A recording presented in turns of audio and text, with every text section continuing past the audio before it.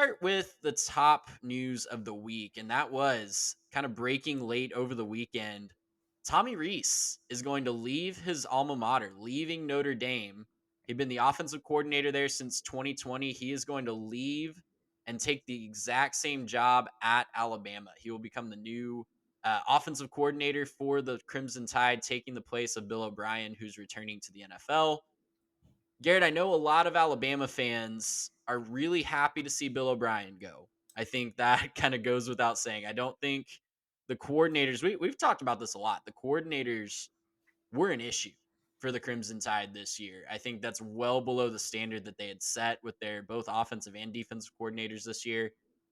But let's talk about this hire of Tommy Rees because there's a couple different ways to look at it. I think, let's start with the Crimson Tide perspective. What can Alabama expect to get in their new offensive coordinator?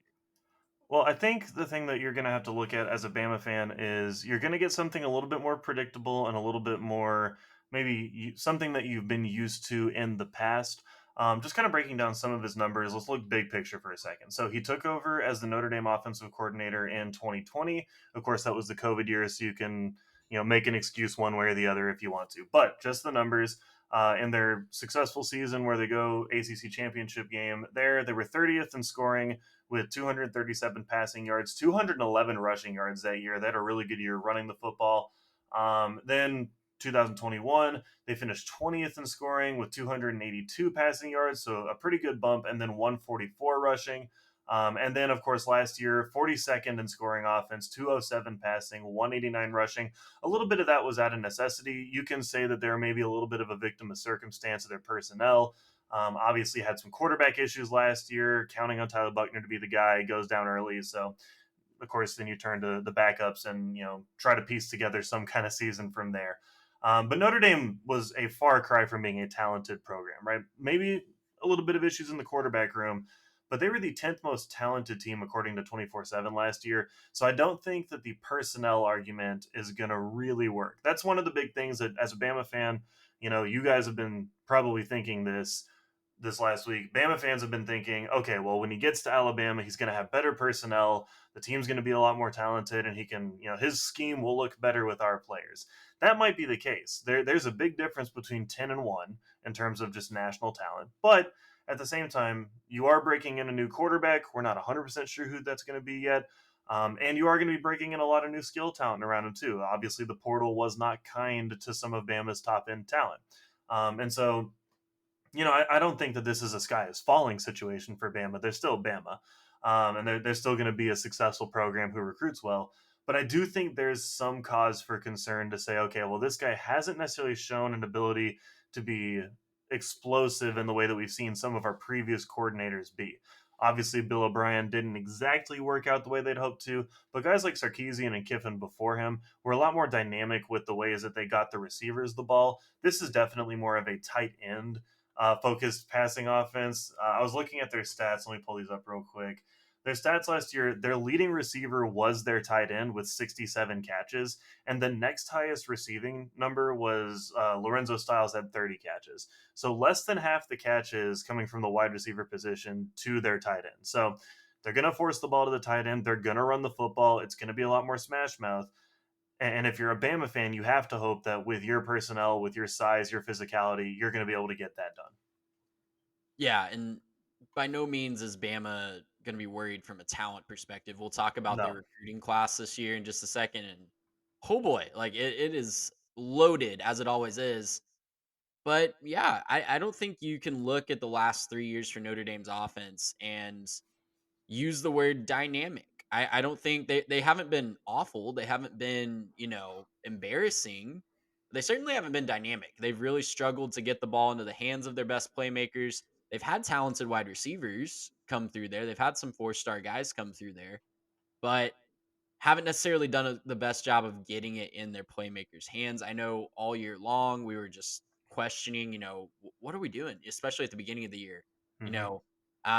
Yeah, the quarterback has been an issue as well. When you're looking at Ian Book is the best quarterback that Tommy Reese has ever worked with, Yeah. and I think we kind of refer to him as Ian Chapter around here That sometimes. is true. That is true. It's not worth calling him the full book, but from a Bama perspective, I don't know that it's necessarily going to be a huge drop off from offensive coordinator standpoint from Bill O'Brien to Tommy Rees.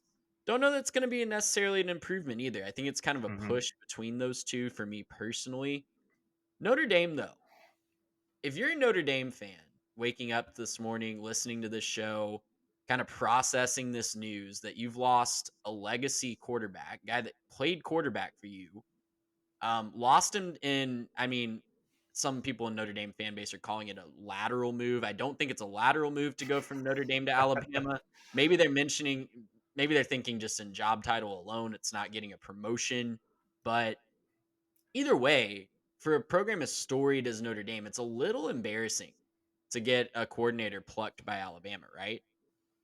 No, yeah, for sure. And uh, the lateral move is not correct. Last time I checked, the last Alabama offensive coordinator got a job in the NFL. So maybe not a lateral move to get to a place where you're kind of at a launch pad for your career to go up. And then what was it? The guy before him got a job at Texas, and the guy before him got a job at Ole Miss. And I don't know. I think maybe there's a chance that that these offensive coordinators at Bama get a little bit more of a boost in their career than being a guy at Notre Dame.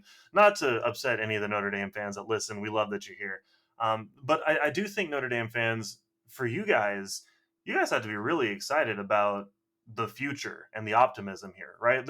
This it sucks losing a guy that's a legacy. Don't get me wrong. It sucks more from the emotional level of like, okay, well, this guy was our quarterback and now he's leaving us, and so I get that, and it kind of feels like a bit of a betrayal. But at the same time, you guys have an ability to bring in a almost whoever you want to based on the way that Marcus Freeman appears, at least in terms of leadership, right?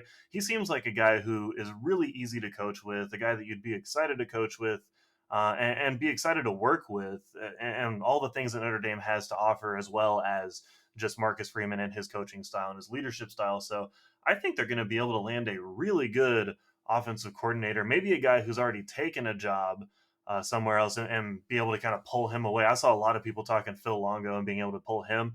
I think that would be awesome if they could pull him away. Not necessarily calling that. I don't have any insider information on that happening, but I saw that as a name tossed around. If you pull Phil Longo over, I think that would be fantastic. And I think you're going to be able to get a guy with some sort of pedigree with that. So Notre Dame fans, I think it's time to kind of take a breath, understand, yeah, it's upsetting. You lost a guy you were probably excited about, but you have a chance to replace him with someone really good. And regardless if you get a home run hire, if it's just some up and comer or something like that, I still think the direction that Marcus Freeman is pushing the program is something to be excited about. They pulled in a pretty good recruiting class, and I think they're going to be able to really capitalize on some of this momentum to be able to continue to build the program with all this new stuff with NIL and conference realignment and everything else. I think Notre Dame's in a great position. Yeah, and it'll be fascinating to see who they can lock down. Whoever they do lock down will be able to call plays for Sam Hartman, which is certainly an amazing selling point. Really excited to see what he can do in Yeah. South Bend as well.